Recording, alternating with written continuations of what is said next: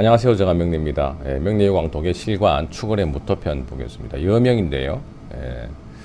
자, 축월도 자월과 크게 다를 바는 없죠. 다만 자월에 절기, 중기인 동지가 있죠.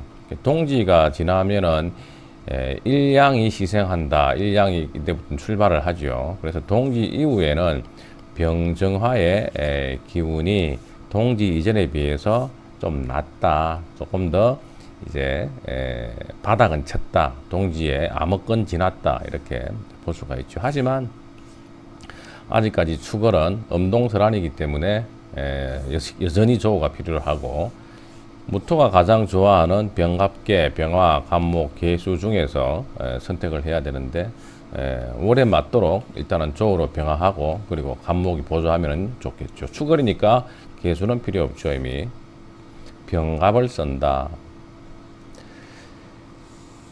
이 사주는 자 무토가 축월에 났고 사주 강하죠.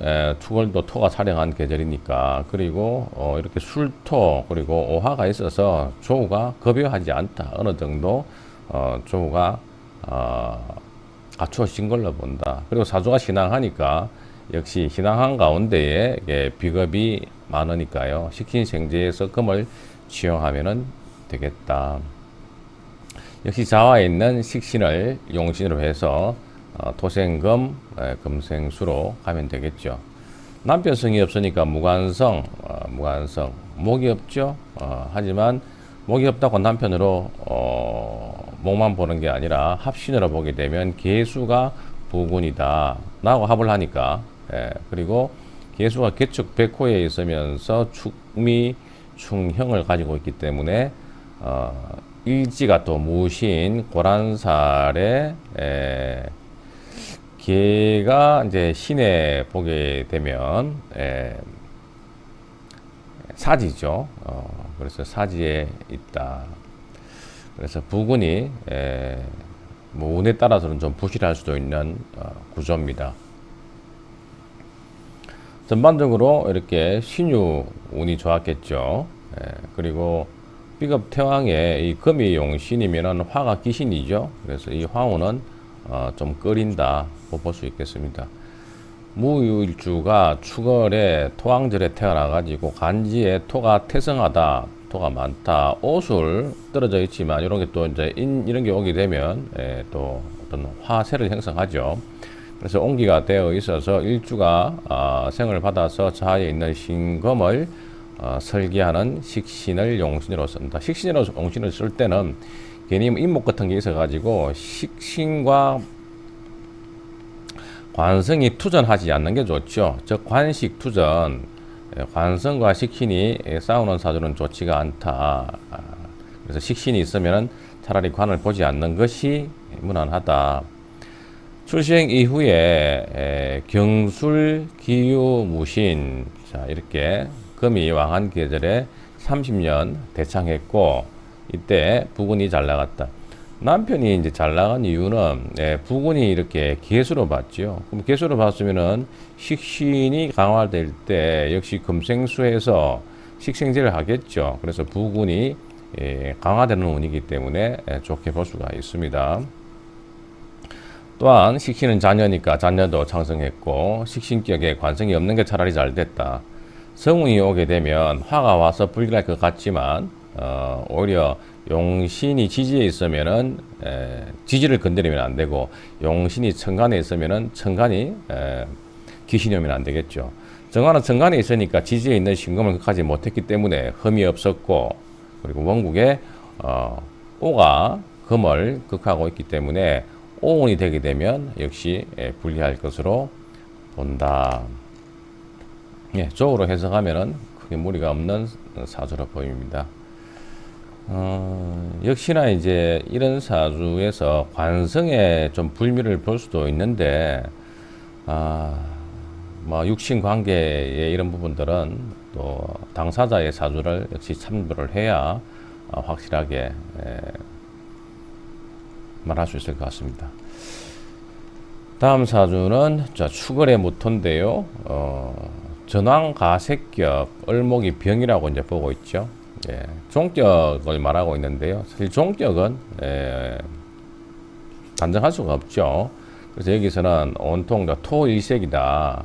그래서 전왕격은 오로지 전자에 왕할 왕자죠. 그래서 오로지 왕기로 구성되어 있다. 일명 독상이라고 해서 한 가지 기운으로 구성되어 있다는 소리인데, 주로 이제 비겁으로 많이 구성되어 있는 사주를 전왕격이라고 이야기를 합니다. 그 중에서 목이 중심이게 되면 곡식격이라고 말하고, 화는 염상격, 그리고 토는 가색격, 금은 종살격, 예, 맞나요? 종살격, 그리고 수는 윤학격. 자, 그렇게 부르죠.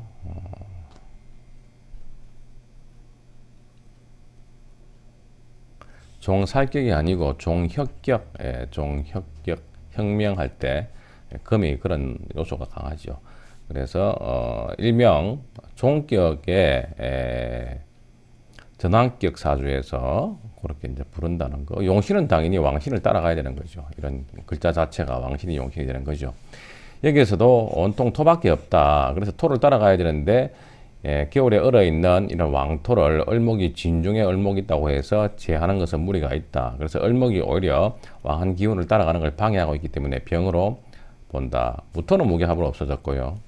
개수는 없어졌고요. 그래서 을목이 살아나면 오히려 좋지 않다. 이런 종격 사주에서는 특히 이제 이런 전왕격, 그죠? 비겁이 많은 사주라든가 이런 경우에서는 주로 인성이 용신이고 또는 비겁이 용신이죠. 왕한 기운을 자연스럽게 설기시켜주는 식상도 조언으로 봅니다. 하지만 최악의 운에 관성운은 패망합니다. 특히나 또 재성운과 같이 오게 되면 더욱더 좋지 않겠죠. 왜? 왕신을 거스르니까. 목이 와서 강한 토를 제하려고 하기 때문에 계란으로 파헤치다가 깨진다. 토일주가 수월에 태어나서 토가 5개나 되고 유치 종류별로 다 모았다. 오하가 생토하니 가색격. 가색격은 뭐 종자 뿌려서 땅에서 수확하고 거둔다는 뜻이에요. 그 농사 짓는다는 뜻이 가색격입니다. 즉 토가 중심으로 이렇게 사주로 구성되어 있는 사주들을 가색격이라고 부릅니다. 을목 관성이 있지만 중과부적이다. 약한 짝대기로 왕토를 제어할 수가 없다. 소토할 수가 없다. 출생 후에 이렇게 화토가 오게 되면 발전하겠죠. 그래서 병인 정화운에 이때는 화생토해서 아주 좋았죠. 근데 이제 묘운을 못 넘어갔네요. 이렇게, 그죠? 묘운에 민년, 묘미 목국이 되어서 그럼 을목이 살아나죠. 병이 살아나죠. 용서가 안 됩니다. 때문에 이때 을이 묘녹을 받아가지고 토를 거역하는 바람에 거세했다. 안녕히 계세요. 돌아가셨다. 안타깝네요. 혹은 왕토를 목으로 소통하여야 길하겠으나 그래서 일반적인 내격에서는 토가 왕하면은 목으로 소토해서 생명을 길러야 되는데 중과 종중거과라. 종중거과라. 무리를 따르고 그리고 적은 것은 버린다. 그래서 너무 토가 태왕하기 때문에 이 토의 세력을 따르고 그리고 약한 을목의 중과부적 이런 말이 있죠. 그래서 을목은 중과부적이라서 버려야 된다. 그래서 좀 안타까운 사주입니다. 초년에 이렇게 역시 종격이 용신을 만나게 되면 급격히 상승하지만 종격 사주의 여군을 만나게 되면 생명을 부지하기가 어렵다.